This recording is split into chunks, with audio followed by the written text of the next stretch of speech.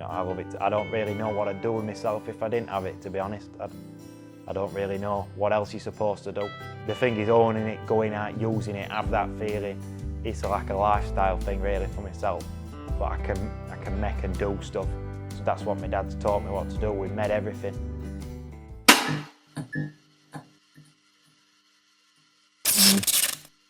I'm Wade Nortcliffe and this is my 1959 Chevy Apache Fleetside.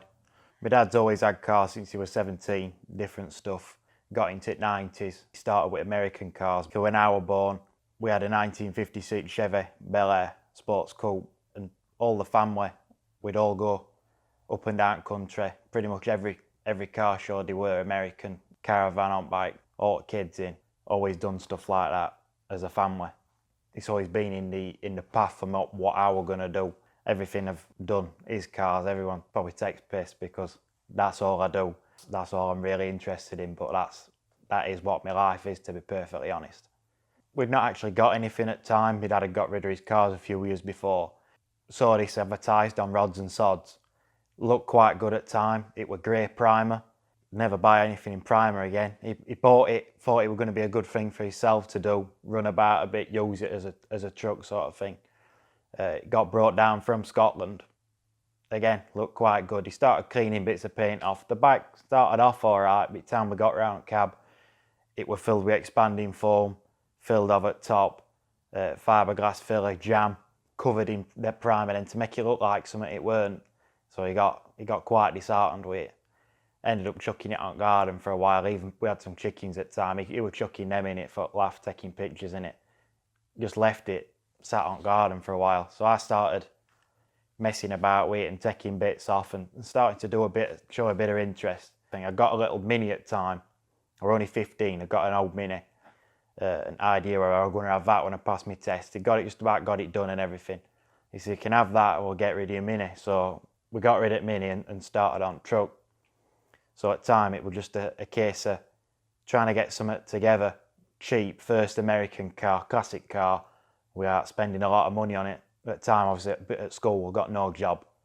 No panels were bought new. It's got a new tailgate and a new bed panel on thing. Everything else has been made for it. Out of flat sheet steel angle stuff you get from a car spares, it's all been made. In a cab corner, stuff like that, they're made out of Reynolds scenic door. Just cut out in a flat thing, shaped up, put in. It never intended to look the way it did, basically. It was just supposed to be good enough. So it got to a point where started working. It kind of spirals out of control. It weren't, started rubbing it down and trying to make best of a bad situation. All paint and body and everything's done by myself and my dad. I couldn't do anything without my dad. He showed me everything. Everything's all been done as much as possible to save money. But then obviously it does start to keep working, and at age 16 it started to spiral a bit and you buy a couple of bits.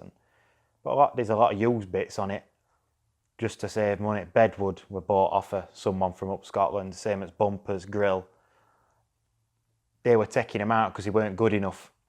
But we bought them, cleaned them up, sanded up bedwood by it drying out for a few years just to get the dampness out in it, because we had that much water under the lacquer, and then re-lacquered it ourselves with like 14 coats of car lacquer on it with an additive just to make it shine, basically. And you can't put bricks in bike, no matter how many people seem to ask me that question when you go to a show. But it looks good. Must have been welding for 12 months on it, just everywhere, round roof, gutters. They're all being made out of flat steel, bottoms at doors, inside, outside, floors, steps. And then it started to get it together, and an original suspension high, and it was sat like a monster truck, and I didn't want it sat that high. We found a Chevy Caprice police car, 1991. We bought that for 500 quid, and that was basically a turning point where it went from being, it was going to have all original sat as it should be, about 10 foot in air and everything, and ride like a dog. At that point we got axle, prop shaft, gearbox, engine, front suspension, wheels are even off that car, brake booster. Got all that off it. It's still on a saving money basis, because then we sold rest for scrap, took cat off and sold other bits, and so it probably cost, I don't know, 250 quid for running gear and everything on it. But then a lot of work getting yourself, rubbing it down, cleaning it up, priming, painting, rubbing it down about 20 times, having no fingernails or skin left on your fingers. Because my dad's taught me what to do, basically turning something that looks like no good into, by cleaning it down and painting it, what you can do with it. That's probably the point when it changed into what it is now. It just carried on from there. You did that bit, painted inside the engine bay better, underneath at bonnet. Yeah, and you spend from having a night just getting a quick rub down to probably spending a week on it at night, to the point that you can see engine from looking at bonnet. That's probably the point where it just, I don't know, it spiraled out of control really. The original engine that I had in it were out of the Chevy Caprice.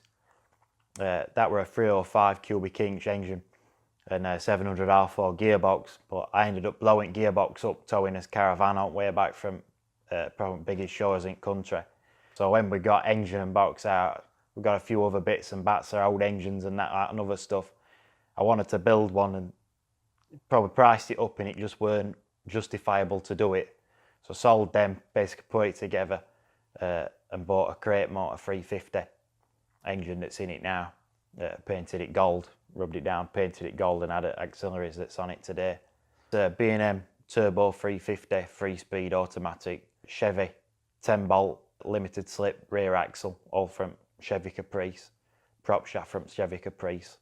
So it's all on the same wheels and stud pattern and everything, so it's all mates up how it should do, because it's all come off from the same thing. I think it was finished in 2017. That's when I got it on road. 19 got it on road. Classic Line Insurance said that they'd get me insured for 19, because everyone were turning around saying, you'll never get that insured at that age, this, that and other. But basically trying to put a downer on it. We always went and saw them and they said, yeah, 19, we'll insure you 19. And they did stand true to the word. So it took 5 years, 4 or 5 years probably to get it to that point. The interior, my mum and dad's friends, he used to work on aircrafts, and he worked for BMI Baby just before it went bust.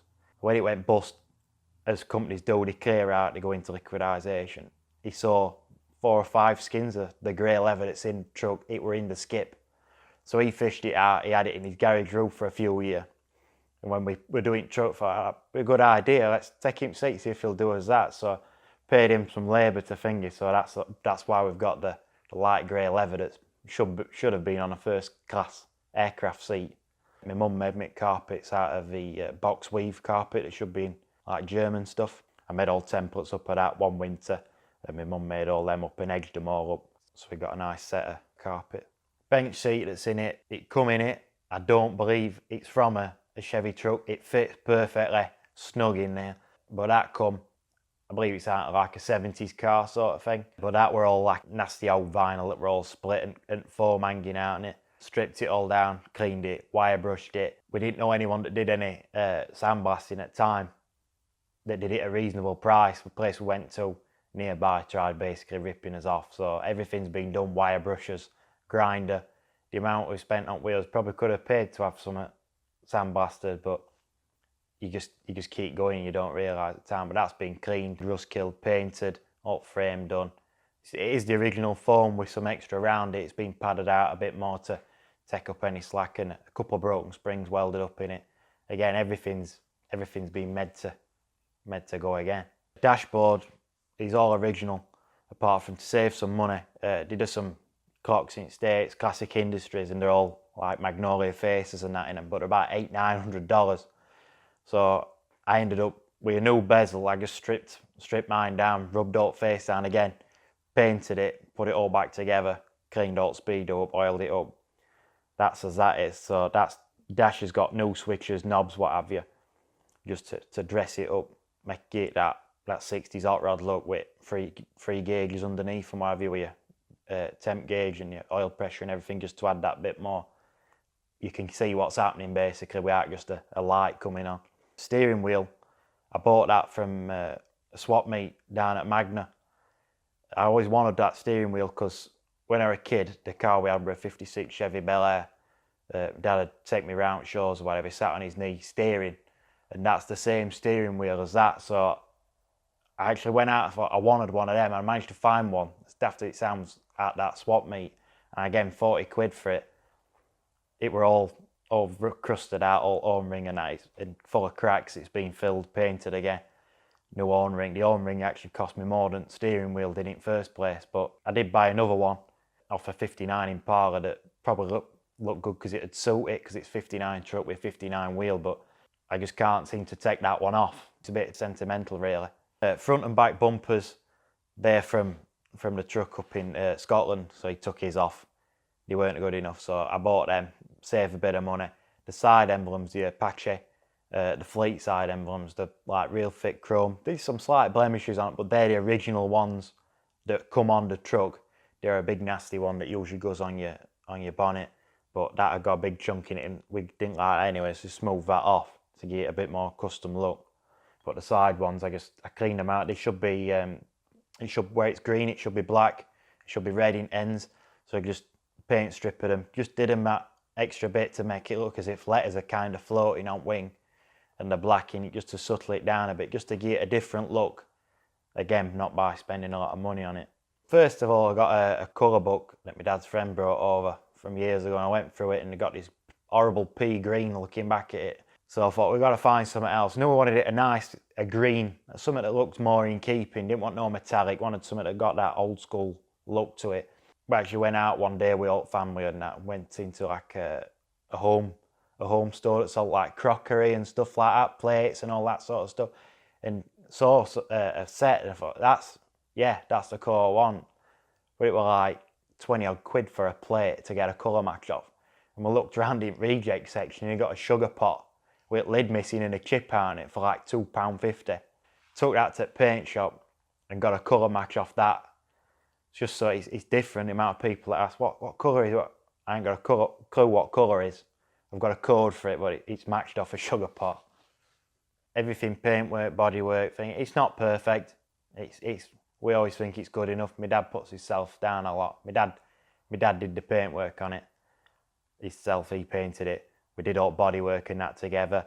Did all rubbing down together, flatted it down, polished it and that together. But the actual paint my dad put on, at the time it was like a lot of money to put down to it, if I ended up with runners in it. But it were painted in this exact spot where it sits now.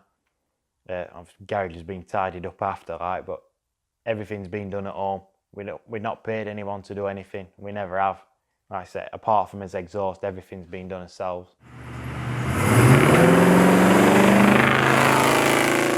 I got the wheels off of the Chevy Caprice because it were dressed up as a pretend police car.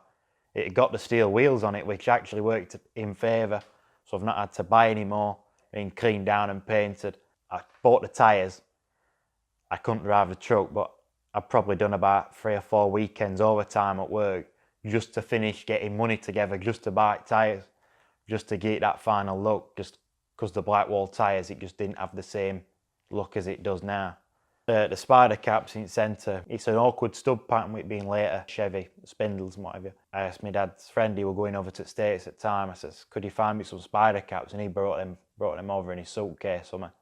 I got the trim rings, they come from a place up in Scotland that it gives it that 60s hot rod look that I think it's got now. The headlights, they're original lamps, but the spikes that are on them, again, come from a swap meet. I believe, I've had a few people ask me about it. I think they're supposed to be from a motorbike. It just so happens that they are the right size for the truck headlamps, because with it being dual lamps, these are smaller than a normal 7-inch sealed beam, like a mini headlight. So it wouldn't have fitted anywhere else, but it did fit these. Biggest difficulties were when we got it, it was just rust. Really, looking in hindsight, probably shouldn't have carried on with it quite a few times. My dad turned around and says, we just need to cut his losses with this, it just needs to go. My dad just kept, when he's on with something, he just can't seem to leave it alone.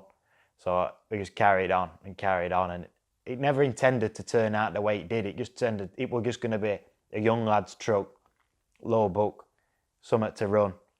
I'd say horsepower, it's a crate motor, it's nothing sparkling, it's more of a cruiser. It's not a race car, I don't claim it to be, but I like it to sound well. It cracks when you go, and that's all that matters, it pulls well enough. Main thing for me, it's sound and rumble and that, it gives you a feeling in your stomach. It just makes your stomach go into knots. You just don't get that in a modern day car. Whereas this is it's just raw, there's nothing else to it. There's nothing, there's no computers, there's just 2 bits of wire and some fuel. That's what it's making, it's running itself, sort of thing.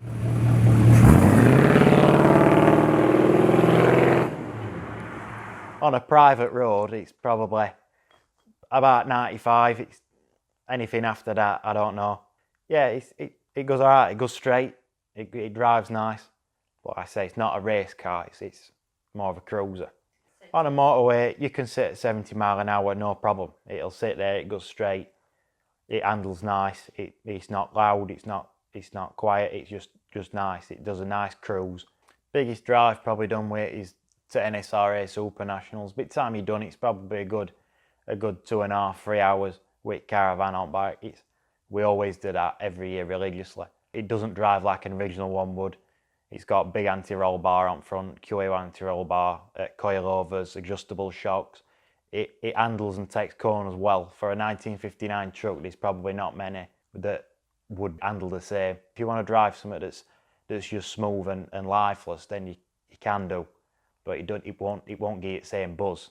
Now it's basically, I don't use it daily. It's used in summer, it's used most weekends, some nice nights, whenever I go for a run out, for good shows, drive it there for a day, or it pulls as caravan as well, so it is used.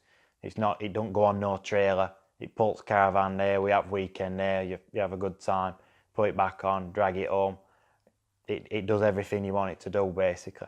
One of the best feelings I've had with it is basically I got it featured in Custom Car magazine after I won Young Rodder Award at NSRA Super Nationals. So that's another one entwined with it.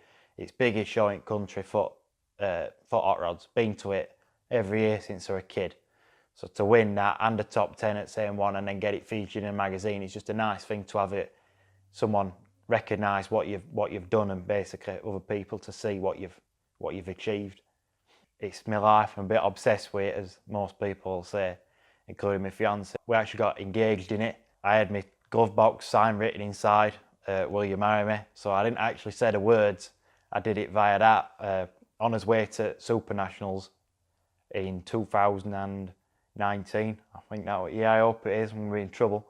On the way down, managed to keep her out glove box all the way, got near enough there, asked her to open it, and she opened it up, opened it up, but just enough to see ring box, got it out and shut it up, didn't even look. So I had to say, "Oh, what, do you've not even looked?" She opened it and then she ended up in tears and what have you. Luckily she said yes, otherwise I'd have to be wiping it off with some thinners. I like to use it as much as I can, but I thought I'd use it to my advantage there. Most memorable show I've won something at is NSRA Super Nationals down at Biggleswade. It's biggest one in country for your American hot rod scene. To get something there, it's good because you've got to have something good there to contend. There's a lot of good high-end stuff there.